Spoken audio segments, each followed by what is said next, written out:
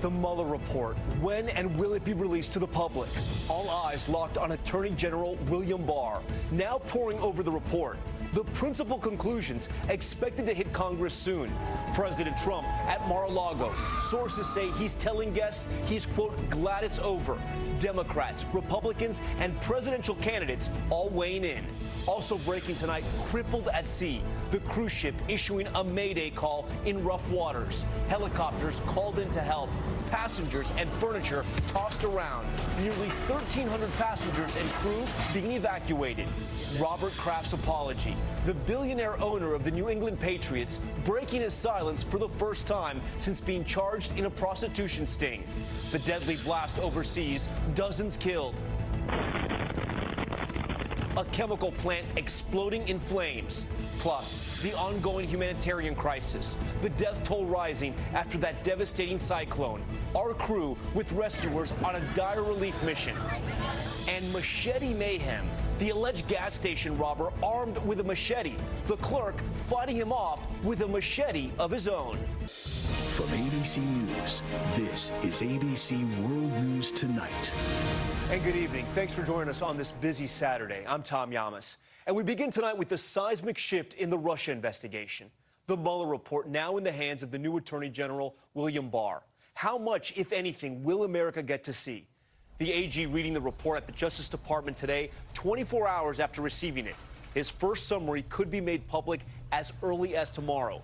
One headline already revealed from the 22-month investigation, ABC News has learned Robert Mueller is not recommending any further indictments. And tonight, new images of President Trump addressing guests during a fundraiser at Mar-a-Lago. ABC News learning the president is telling close associates he's, quote, glad it's over. ABC's Chief Justice correspondent Pierre Thomas leads us off. Tonight, all eyes on William Barr, the Attorney General seen on his way to the Justice Department this morning, where the review of Robert Mueller's confidential and comprehensive report is still underway.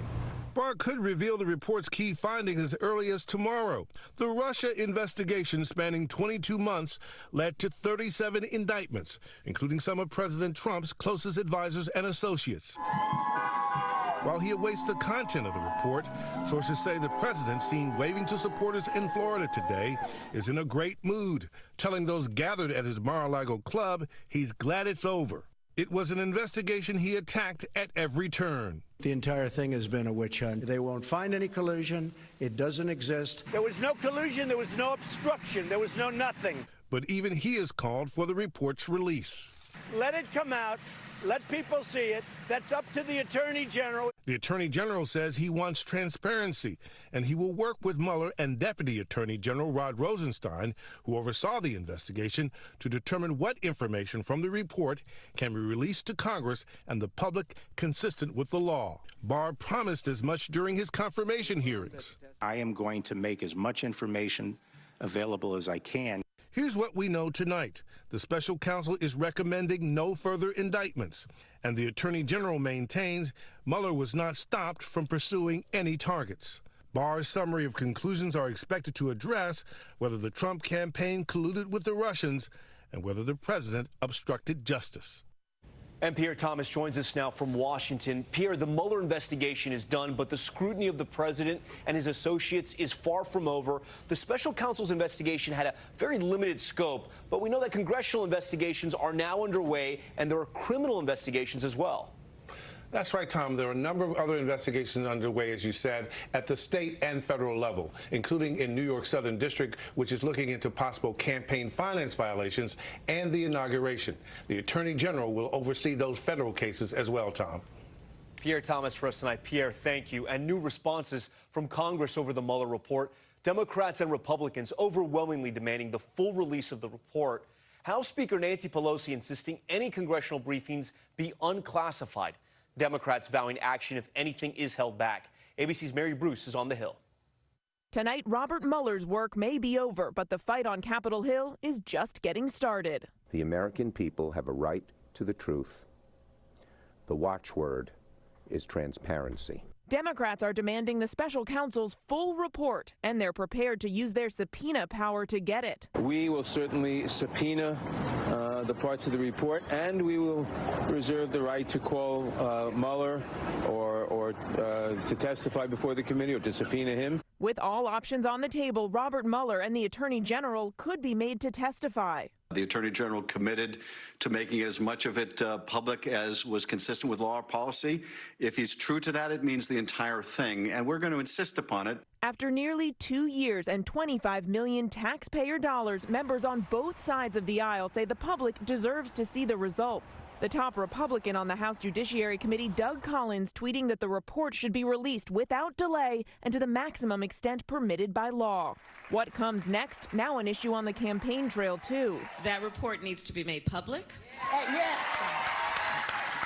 The American people have a right and a need to know. But what really matters to our democracy as we approach 2020, does he follow the rules from the special counsel that say that it is in the public interest? And Democrats don't just want the full report, they want the underlying evidence, too. We need to see the Mueller report, not the Barr report. The American people paid for the Mueller report, and they deserve to know all of the findings and evidence.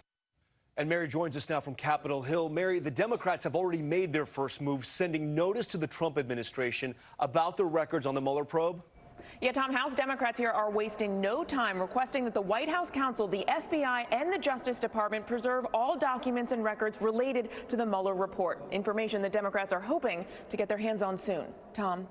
Mary Bruce for us tonight. Mary, thank you. And a very busy weekend in Washington. Stay with ABC News for continuing coverage of the Mueller report. House Intelligence Committee Chairman Adam Schiff and ranking member of the House Oversight Committee Jim Jordan will be tomorrow's guest on This Week with George Stephanopoulos.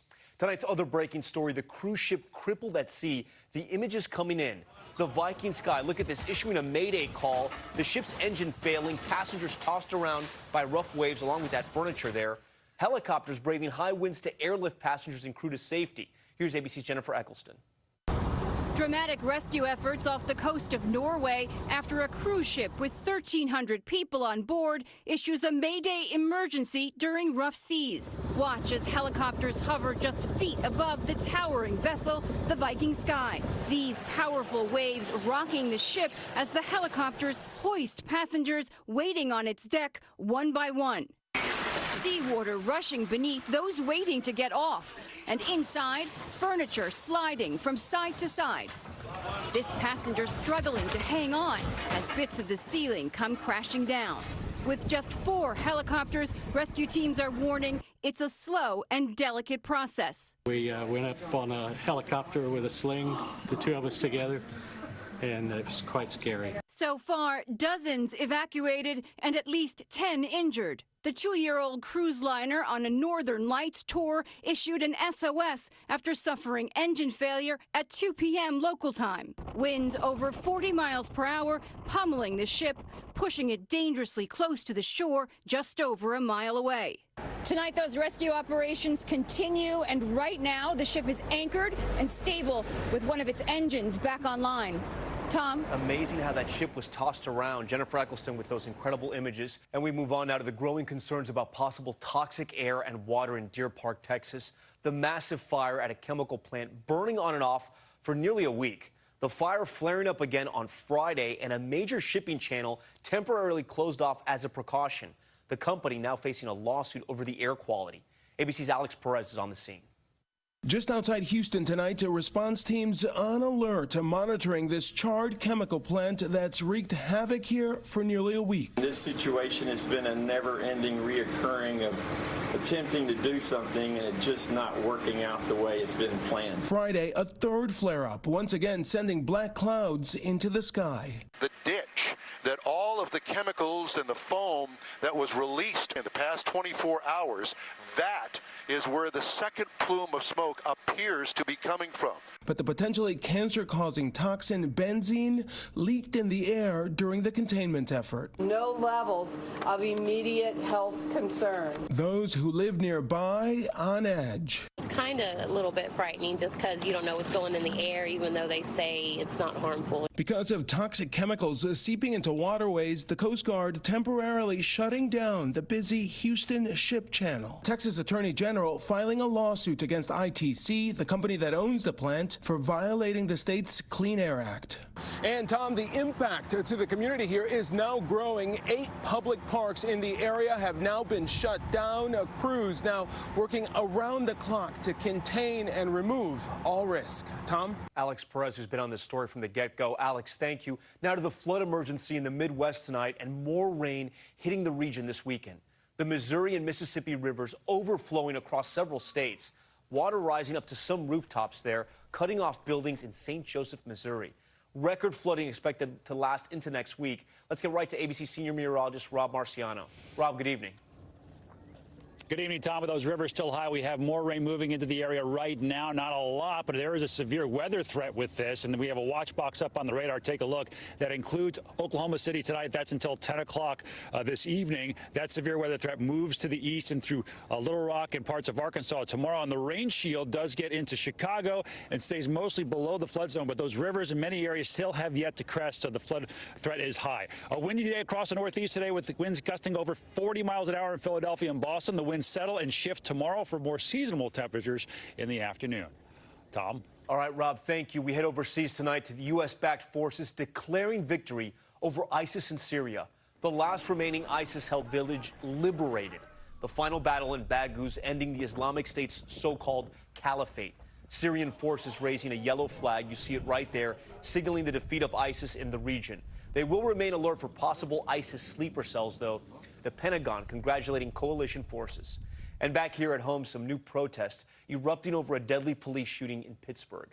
Demonstrators outraged after a white police officer was found not guilty for shooting an unarmed black teenager in the back after he ran from a traffic stop. Cell phone video showing the fatal confrontation. Here's ABC's Kenneth Moten. Tonight, anger and frustration boil over in Pittsburgh, but the family of Antoine Rose calling for calm. It's very painful to see what happened. I just don't want it to happen to our city no more. Former East Pittsburgh police officer Michael Rossfeld cleared of all counts in the shooting death of the 17-year-old. Overnight, large demonstrations, and it appears Rossfeld's defense attorney was targeted. Shots fired into his law office. No injuries reported. In June, an unarmed Antoine spotted on cell phone video running away from a traffic stop. Rossfeld firing, hitting Antoine 3 times in less than a second. Antoine Rose was shot in his back. He was unarmed, and he did not pose a threat to the officer or to the community. And the verdict today says that that is okay. Rossfeld testifying that he thought he saw a gun. My attempt was to end the threat that I perceived to me. Police say Antoine was a passenger in a car suspected of being in an earlier drive-by shooting. Defense sharing this video of the young men cleaning off the vehicle. This case had nothing to do with race. He's maintained from the beginning that he just was trying to do what he was supposed to do. Tom, Antoine's distraught family is now moving to the next phase, a civil lawsuit in federal court against Rossfeld in East Pittsburgh. Tom? Kenneth, thank you. Next tonight, the growing humanitarian crisis in southern Africa. The death toll climbing following that powerful cyclone. More than 600 people dead, an unknown number still missing. Survivors now in desperate need of relief supplies. And now a new worry, what disaster officials are calling a ticking bomb. The region at risk for disease, outbreaks, and early cases of cholera already detected. ABC senior foreign correspondent Ian Pannell is in Mozambique. Tonight, more than a week after that deadly cyclone, aid agencies finally reaching the front lines of this disaster. We flew with one group, town after town cut off. Aziro with us too. He fought his way through the floods to get help for one isolated village. And today, the World Food Programme is bringing him and aid home. Suddenly, he spots the village. And this is his reward. A welcome fit for a hometown hero. People here have been cut off since the cyclone struck. That is now 9 days ago. That's 9 days without any food, without any shelter, without any help. But the aid is a small drop in a troubled sea. We met rescued families, tired, hungry, and sometimes injured, finally reaching dry ground. What we're now starting to see up and down this coast is people not waiting for aid agencies, but local fishermen going to rescue stranded villagers. In Beira, Mozambique, Delphine telling us a tree smashed through her home on the night of the cyclone, crushing her right ankle. We give her a ride to the hospital. She's now getting help, but so many others here must simply wait and hope that